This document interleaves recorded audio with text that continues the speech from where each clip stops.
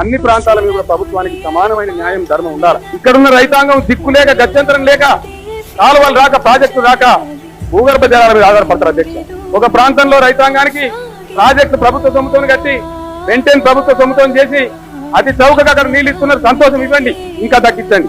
రైతులు దేశానికి అన్నం పెడుతున్నారు కాబట్టి వాళ్ళకి సాయం చేయండి, మాకు ఇచ్చలేదు. కానీ వాళ్ళ దగ్గర ఎంత తీసుకుంటున్నారో తెలంగాణలో కూడా అంతే తీసుకోవాలని నేను డిమాండ్ చేస్తా ఉన్నా అధ్యక్ష. తెలంగాణ రైతాంగానికి వ్యవసాయానికి ఫ్రీగా పవర్ సప్లై చేయాలని చెప్పి నేను డిమాండ్ చేస్తా ఉన్నా అధ్యక్ష. ఇది న్యాయం చేసినట్టు అవుతుంది తప్ప ఇదేం గొంతెమ్మ కోరిక కాదు. దేశంలో మరెక్కడా లేని విధంగా చరిత్రలో మొదటిసారిగా వ్యవసాయానికి 24 గంటల పాటు ఉచితంగా నాణ్యమైన విద్యుత్ సరఫరా చేస్తున్న రాష్ట్రంగా తెలంగాణ సరికొత్త రికార్డు సృష్టించిందనే సంతోషకరమైన విషయాన్ని సగర్వంగా ఈ సభ ద్వారా ప్రజలకు తెలియజేస్తున్నాను.